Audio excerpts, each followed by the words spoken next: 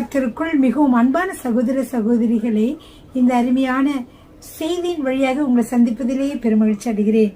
வேதத்தை வாசிக்கலாம் வாங்க என்ற செய்தியை நீண்ட நாட்களுக்கு பின்பாக நான் 2 சாமுவேலில் இந்த கடைசி பாகத்தை நான் உங்களிடம் பகிர்ந்து கொள்ள வந்திருக்கிறேன். ஹல்லேலூயா, ஆமென். பிரியமானவர்களே, 2 சாமுவேல் புத்தகத்தை நாம் பார்த்து கொண்டு வந்தோம். 2 சாமுவேல் புத்தகம் காத் தீர்க்கதரிசி மற்றும் சில தீர்க்கதரிசிகளால் எழுதப்பட்டது என்று சொல்லி பார்க்கிறோம். 2 சாமுவேல் புத்தகத்தை 3 பெரும் பிரிவுகளாக பிரிக்கலாம் என்று சொல்லி இருந்தேன். அதாவது, முதலாவது பகுதி தாவீது பெற்ற வெற்றிகள், 2வது தாவீதின் பாவம், 3வது தாவீதின் பாவத்தினால் வந்த விளைவுகள், பாடுகள். இதை நாம் 3வது பகுதியை பார்த்து கொண்டு வருகிறோம். இந்த பகுதியிலே அவருடைய பாடுகள், அவருடைய கஷ்டங்கள், அவருடைய வேதனைகள் எல்லாவற்றையும் நாம் பார்த்து கொண்டு வந்தோம். கடைசியாக அவருடைய இறுதி காலத்தை பற்றி சில செய்திகளை நாம் இதிலே நாம் பார்க்கலாம். பிரியமானவர்களே, எல்லோரும் உங்களுடைய வேதாகமத்தை எடுத்துக்கொள்ளுங்கள்.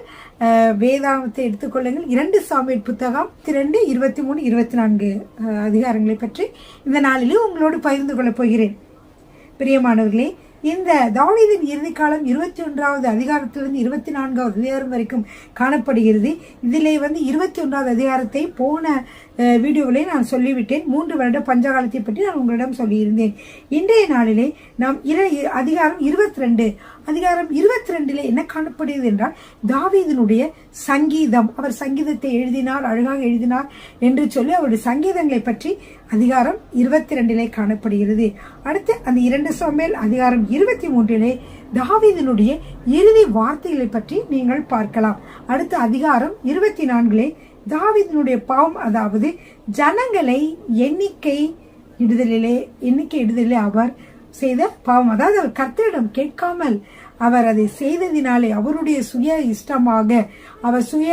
இஷ்டமாக அவருடைய பெருமையோடு கூட செய்தார் என்பதனாலே கர்த்தர் என்ன செய்தார்? கடும் கோபம் கொண்டார் என்று பார்க்கிறோம். பிரியமானவர்களே, இதைத்தான் நம்ம இப்பொழுது பார்க்க போகிறோம். சரி, பிரியமானவர்களே, 2 சாமுவேல் புத்தகம் 22வது அதிகாரத்தை நாம் பார்த்து கொண்டிருக்கிறோம்.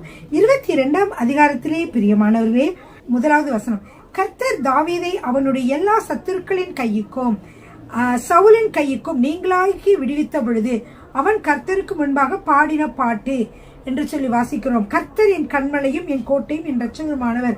பிரியமானவர்களே, தாவீது சங்கீதத்தை எப்பொழுதும் எழுதி கொண்டிருந்தார் என்று உங்களுக்கு தெரியும். கர்த்தரை எப்பொழுதும் அவர் துதித்துக் கொண்டிருந்தார். ஆடுகளை மேய்த்துக் கொண்டிருந்த பொழுதும் கூட அவர் துதி பாடினார். அவர் சவுலினுடைய கைக்கு தப்பி ஓடின பொழுதும் கூட அவர் சங்கீதங்களை பாடினார். ராஜாவான பின்பும் கூட சங்கீதங்களை பாடினார்.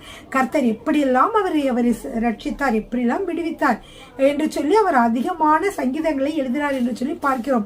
இதை நாம் பைபிளிலே சங்கீத புத்தகம் என்கிற புத்தகத்திலே நாம் பார்க்கிறோம். பிரியமானவர்களே, இப்பொழுது இந்த கடைசியாக இந்த 2 சாமுவேல் புத்தகம் 22ஆம் அதிகாரத்திலே தாவீது பாடின பாடல்களை பற்றி நாம் பார்க்கிறோம். பிரியமானவர்களே, அவர் பாடுகிறார், தேவனே எனக்கு எல்லாவற்றிற்கும் எல்லாமாக இருந்தார், அவரே என்னுடைய இரட்சணிய கண்மலையாக இருந்தார், அவரே என்னை பாதுகாத்தார், ஆபத்து காலத்தில் அவரே துணை என்ற பொருளை உடையதான பாடல்களை அதிகமாக பாடியிருக்கிறார். முதல் 2-3 வசனங்களை பாருங்க பிரியமானவர்களை, எடுத்துக்கொள்ளுங்க. 3வது வசனத்திலிருந்து பார்க்கலாம். தேவன் நான் நம்பியிருக்கிற துருகமும் என் கேடகமும் என் இரட்சணிய கொம்பும் என் உயர்ந்த அடைக்கலமும் என் புகலிடமும் என் இரட்சகருமானவர், என்னை வல்லடிக்கு நீங்களாக்கி ரட்சிக்கிறவர் அவரே. துதிக்கு பாத்திரராகி கர்த்தரை நோக்கி கூப்பிடுவேன், அதனால் என் சத்துருக்களுக்கு நீங்களாக்கி ரட்சிக்கப்படுவேன். மரண அலைகள் என்னை சூழ்ந்து கொண்டு துச்சின பிரவாகம் என்னை பயப்படுத்தினது, பாதாள கட்டுகள் என்னை சூழ்ந்து கொண்டது, மரண கண்ணிகள் என் மேல் விழுந்தது. எனக்கு உண்டான நெருக்கத்திலே கர்த்தரை நோக்கி கூப்பிட்டேன், என் தேவனை நோக்கி அபயமிட்டேன். தமது ஆலயத்திலிருந்து என் சத்தத்தை கேட்டார், என் கூப்பிடுதல் அவர் செவிகளில் ஏறிற்று. ஹல்லேலூயா. தாவீதோட வார்த்தைகளை பாருங்க. அவர் என்ன சொல்கிறார்? அவருடைய சங்கீதத்திலே கர்த்தரை புகழ்ந்து பாடி இருக்கிறார். அவரே என் அடைக்கலமானவர் என்று சொன்னார். அவருடைய ஜெபத்தை கேட்டார் என்று சொன்னார். அவர் எப்படியெல்லாம் கர்த்தரை வர்ணித்தாரோ அப்படியே கர்த்தர் அவருக்கும் நன்மை செய்கிறவராகவே அவர் இருந்தார். பிரியமானவர்களே, அவரை துன்பங்களிலிருந்தும் எல்லாவற்றிலிருந்தும் மீட்டுக் கொள்கிறவராகவே இருந்தார். ஆம் பிரியமானவர்களே, பாருங்க அவர் எப்படிலாம் சொல்லியிருக்கிறார் என்று 2 சாமுவேல் 22ஆம் அதிகாரம் 17, 18, 19, 20 வாசிக்க போகிறேன்.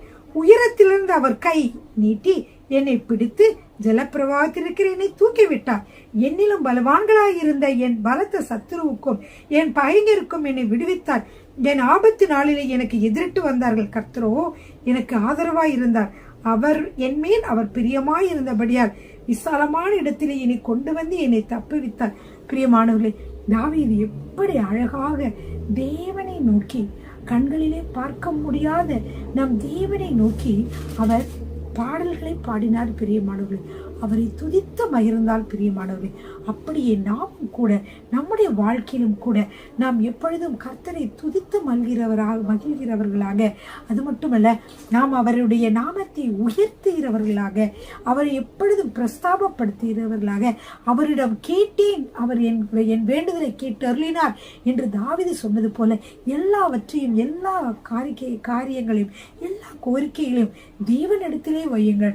அப்பொழுது கர்த்தர் உங்களை பிரகாசமான வழியிலே உங்களை நடத்தி செல்வார். பிரியமானவர்களே, உங்கள் கையை, உங்கள் கரத்தை கர்த்தரிடம் கொடுத்து விடுங்கள். அவர் பிடித்து உங்களை வழி நடத்துவார். பிரியமானவர்களே, அப்படியே தாவீதுடைய வாழ்க்கையில பார்க்கிற பொழுது மிகவும் அற்புதங்களும் அதிசயமாக அவர் வாழ்க்கையில் நடந்தது. பிரியமானவர்களே, கர்த்தர் ஒரு விதத்திலும் அவரை கைவிடவில்லை. ஆனால் அவர்தான் உலக பிரகாரமான மனிதர்கள் அனைவருக்கும் ஏற்படுகிற சில பாவங்கள் அவர் வாழ்க்கையிலே இருந்தது. அது கர்த்தருக்கு மிகவும் பிரியமில்லாமல் இருந்தது. பிரியமானவர்களே, அதை வெளிப்படுத்துகிறார். பல காரியங்களை கர்த்தர் அவர் மூலமாக நம்முடைய வாழ்க்கையிலும் நாம் எப்படி நடக்க வேண்டும் என்று சொல்லி கர்த்தர் நம்மோடு கூட பேசுகிறார்.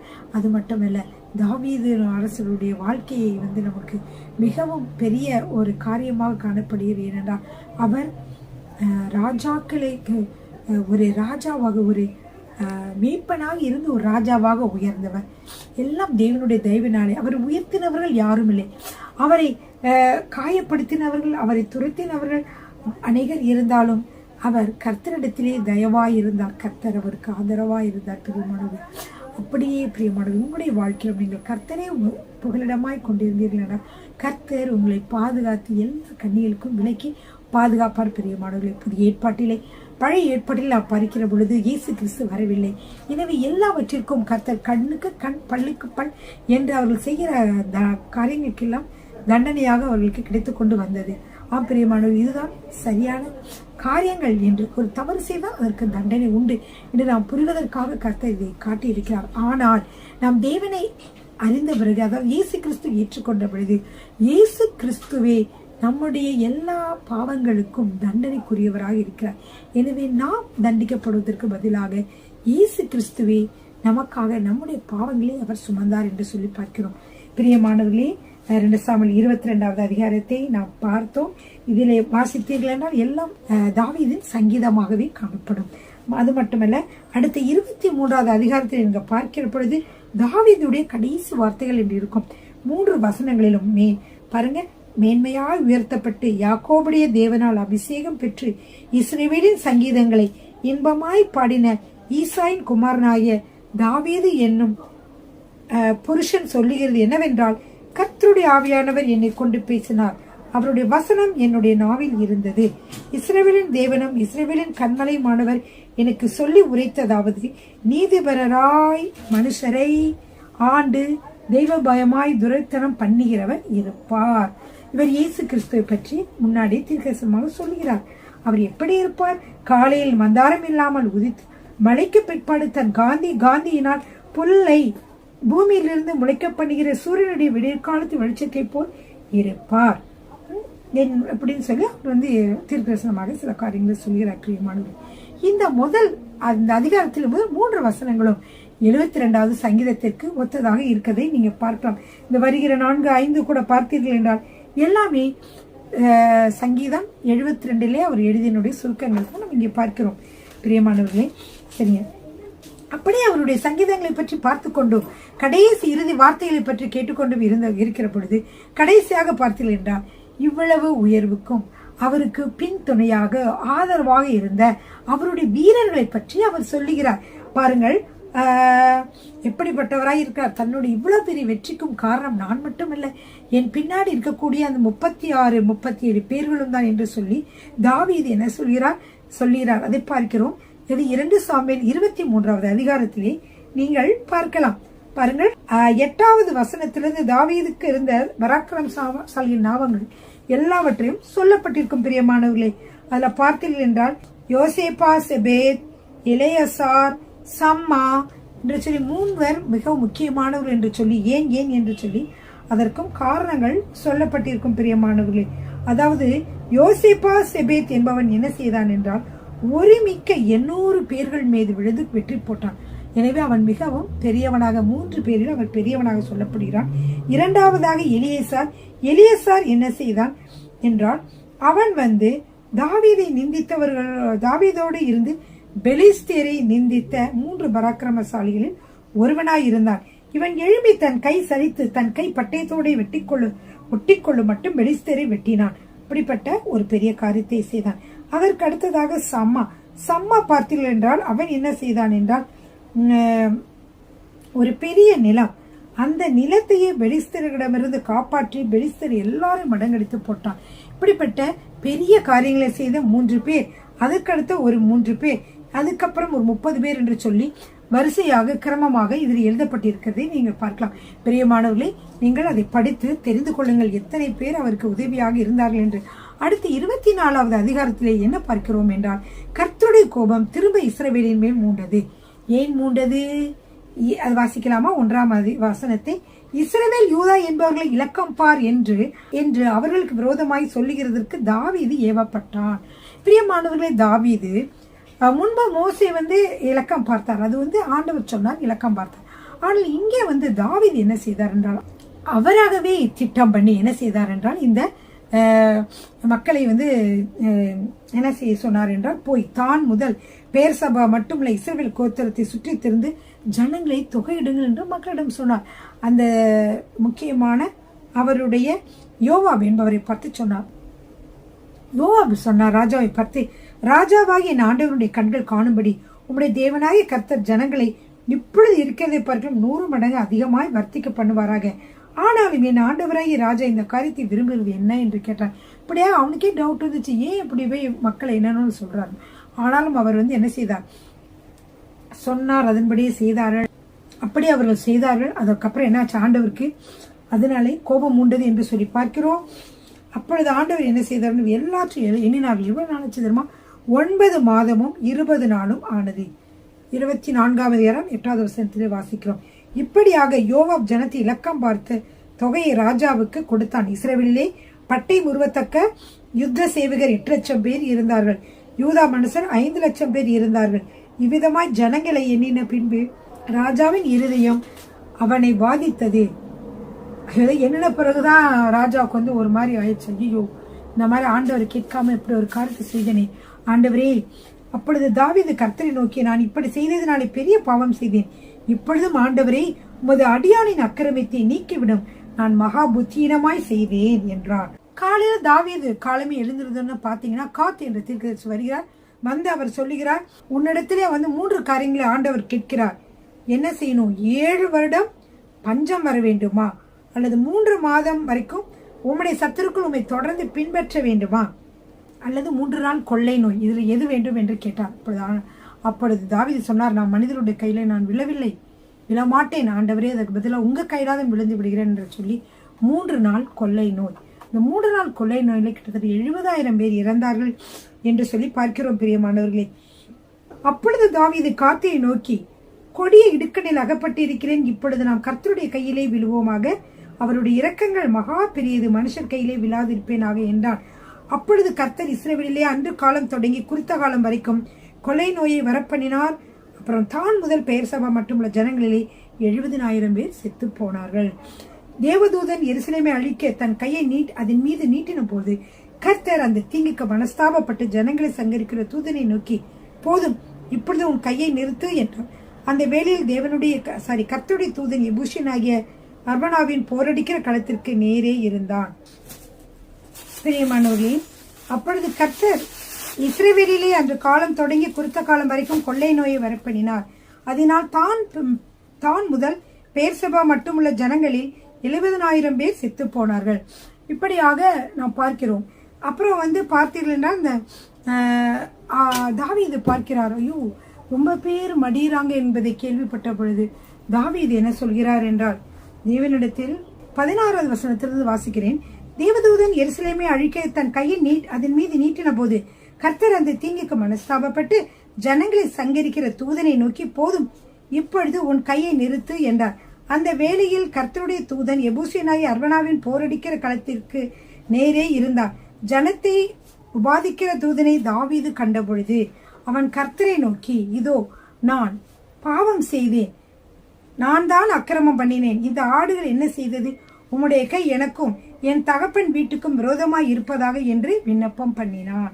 அன்றைய தினம் காத் என்பவன் தாவீதினிடத்தில் வந்து அவனை நோக்கி ஒரு ஐடியா சொல்றான். எதுக்கு என்ன ஐடியா சொல்றான்னா, இப்படி மக்களை அழித்து கொண்டிருக்கிற பொழுது ஆண்டவர் காத் தீர்க்கதரிசியின் மூலமாக இந்த அழிவை நிப்பாட்டுவதற்கு என்ன செய்ய வேண்டும் என்று சொல்லி பேசுகிறார் என்று சொல்லி நாம் பார்க்கிறோம். பிரியமானவர்களே, இப்படியாக சங்காரம் நடந்து கொண்டிருந்த வேளையிலே தாவீது பார்த்து ஆண்டவர்கிட்ட சொல்றாரு, ஆண்டவரே, எனக்காக என்னை நீங்க என்னன்னாலும் செய்யுங்க, பாவம் அந்த ஆடுகள் என்ன செய்யும் என்று சொல்லி சொல்லுகிறான். அப்படியாக சொல்லுகிற பொழுது என்ன நடக்கிறது என்று பாருங்கள். அப்பொழுது காத் என்ற தீர்க்கதரிசி மூலியமாக கர்த்தர் ஒரு காரியத்தை சொல்லுகிறார். என்னவென்று பார்ப்போம். அன்றைய தினம் காத் என்பவன் தாவீதினிடத்தில் வந்து அவனை நோக்கி, நீ போய் எபூசியனாகிய அர்வனாவின் களத்திலே கர்த்தருக்கு ஒரு பலிபீடத்தை உண்டாக்கும் என்றார். காத் வார்த்தையின்படியே தாவீது கர்த்தர் கற்பித்த பிரகாரமாய் போனான். போய் அவன்கிட்ட கேட்டுட்டு அந்த அர்வனான் என்று கேட்ட உடனே அவன் சொல்லுவான், உங்களுக்காக நான் என்ன செய்யணும் அப்படின்னு அர்வனா கேட்பான். அர்வனா கேட்ட உடனே தாவீது இப்படி சொன்ன உடனே அர்வனா என்ன சொல்றாருன்னா, அர்வனா தாவீதை பார்த்து, ராஜாவாகி என் ஆண்டவன் இதை வாங்கி கொண்டு உம்முடைய பார்வைக்கு நலமானபடி, ராஜாவாகி என் ஆண்டவர் இதை வாங்கி கொண்டு, அதாவது இந்த இடத்தை வாங்கி கொண்டு உம்முடைய பார்வைக்கு நலமானபடி பலியிடுவாராக. இதோ தகன பலிக்கு மாடுகளும் விறகுக்கு போரடிக்கிற உருளைகளும் மாடுகளின் நுகத்தடிகளும் இங்கே இருக்கிறது என்று சொல்லி அர்வனா ராஜயோகிதையாய் அவர் எல்லாவற்றையும் ராஜாவுக்கு கொடுத்த பின்பு அர்வனா ராஜாவை நோக்கி, உம்முடைய தேவனாகிய கர்த்தர் உம்மிடத்தில் கிருபையாய் இருப்பாராக என்றான். இப்படியாக அவன் கொடுத்த பொழுது தாவீது சொல்வாரு, இல்லை, நீ இதற்கு சும்மா கொடுக்க வேண்டாம், இதற்குள்ள கிரயத்தை நான் கொடுத்து விடுகிறேன் என்று சொல்லி அவர் பலியிட ஆரம்பித்த உடனேயே அவர் பலியிட்ட உடனே என்ன நடக்கிறது, எத்தனை பலியிடுகிறார் என்று சொல்லி பார்க்கலாம். அங்கே தாவீது என்ன செய்கிறார், கர்த்தருக்கு ஒரு பலிபீடத்தை கட்டி தகன பலிகளையும் சர்வாங்க தகன பலிகளையும் சமாதான பலிகளையும் செலுத்துகிறார். அப்படி செலுத்தின உடனேயே வாதை நின்று விட்டது என்று பார்க்கிறோம். பிரியமானவர்களே, கர்த்தர் தேசத்துக்காக செய்யப்பட்ட வேண்டுதலை கேட்டதினால் இஸ்ரவேலின் மேலிருந்து அந்த வாதை நிறுத்தப்பட்டது. ஹல்லேலூயா. பிரியமானவர்களே, இங்க பாருங்க, வேறு தவறு செய்தார், கர்த்தர் அதனாலே அவருக்கு தண்டனை கொடுத்தார். ஆனாலும் கர்த்தர் எப்பொழுதும் மனதுருக்கமுள்ள தேவன். உடனே இவர் தாவீது கவலைப்பட்டு சொன்ன உடனேயே என்ன செய்கிறார் என்றால், தாவீது அதற்காக வேண்டுதல் செய்து பலியிடுகிறார். பலியிடுகிற பொழுது அவருடைய வேண்டுதலை கேட்டு உடனே கர்த்தர் என்ன செய்தார், அதை நிப்பாட்டினார் என்று சொல்லி பார்க்கிறோம். பிரியமானவர்களே, நாம் கர்த்தருக்கு கோபம் கொடுக்கிற அளவுக்கு நாம் எதுவும் செய்யக்கூடாது. கர்த்தருக்கு கோபம் வருகிற அளவுக்கு நாம் எதையும் செய்யக்கூடாது. ஆனால் அப்படியே நாம் ஏதாவது செய்தாலும் உடனே கர்த்தரிடம் மன்னிப்பு கேட்டு அவரிடத்திலே நாம் மன்னிப்பு கேட்க வேண்டும், வேண்டுதல் செய்ய வேண்டும். அப்பொழுது கர்த்தர் இரக்கம் உள்ளவராக இருந்து எல்லாவற்றிலிருந்தும் என்ன செய்வார், உங்களை விடுவிப்பார். பிரியமானவர்களே, அது மட்டுமல்ல, முன்பு இயேசு கிறிஸ்து வருவதற்கு முன்பாக இது நடந்தது. இப்பொழுது இயேசு கிறிஸ்து ஒருவரே நமக்கு பலியாக இருக்கிறார். பிரியமானவர்களே, நம்முடைய பாவங்களுக்கு தக்கதாக நாம் தண்டிக்கப்படாமல் இருப்பதற்காகவே இயேசு கிறிஸ்து பலியானார் என்று சொல்லி பார்க்கிறோம். பிரியமானவர்களே, எனவே இந்த கடைசி வரியில பார்க்கிற பொழுது கர்த்தர் தேசத்துக்காக செய்யப்பட்ட வேண்டுதலையும் அந்த பலியையும் பார்த்தறினார், கேட்டறினார். அது இயேசு கிறிஸ்துவுக்கு சமானமாக இருக்கிறது. பிரியமானது, நம்முடைய மீறுதலுக்காக அவர் அடிக்கப்பட்டார், நம்முடைய அக்கிரமங்களுக்காக அவர் நொறுக்கப்பட்டார், நமக்கு சமாதானத்தை உண்டு பண்ணும் ஆக்கினை அவர் மேல் வந்தது, அவருடைய தழும்புகளாலே குணமாகிறோம் என்று சொல்லி நாம் ஏசாயாவிலே நாம் வாசிக்கிறோம். பிரியமானவர்களே, கர்த்தர் நல்லவர். அவர் நம்முடைய பாவங்களுக்காகவும் நம்முடைய மீறுதலுக்காகவும் அவர் தேவாதி தேவனாக இயேசு கிறிஸ்துவை நமக்காக அவர் பலியிட்டார். பிரியமானவர்களே, ஹல்லேலூயா. இத்துடன் 2 சாமுவேல் புத்தகம் முடிவடைந்தது. பிரியமானவர்களே, 24 அதிகாரங்கள் கொண்ட இந்த 2 சாமுவேல் புத்தகத்தோடு முடிந்தது. அடுத்ததாக நாம் 1 ராஜாக்கள் 2 ராஜாக்கள் வருகிற வீடியோக்களை பார்க்கலாம். பிரியமானவர்களே, ஹல்லேலூயா. கர்த்தர் உங்களை ஆசீர்வதிப்பாராக.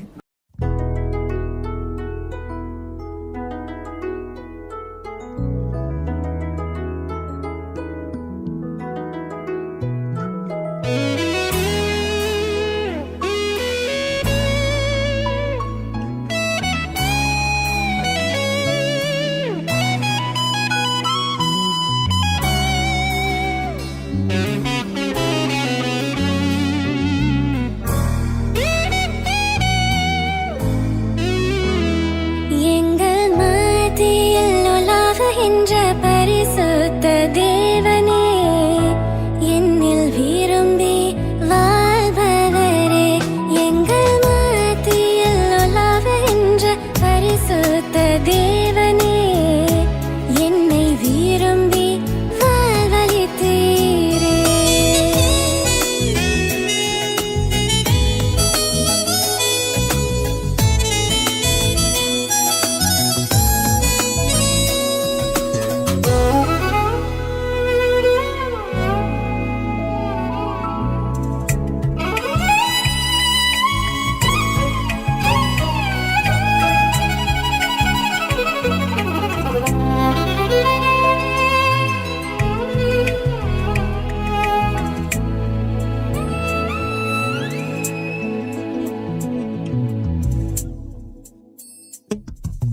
தீமையில்லா பூமி அமைக்க,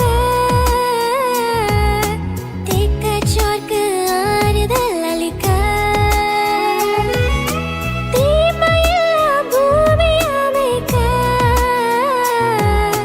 திக்கற்றோர்க்கு ஆறுதல் அளிக்க. என்னை பயன்படுத்தி ஆளுகை செய்யும், என்னை பயன்படுத்தி ஆளுகை செய்யும். பயன்படுத்தும், பயன்படுத்தும், பயன்படுத்தும் பரிசுத்தரே. பயன்படுத்தும், பயன்படுத்தும், பயன்படுத்தும் பரிசுத்தரே. எங்கள் மத்தியில் உலாவுகின்ற பரிசுத்த தேவனே, என்னில் விரும்பி வாழ்பவரே.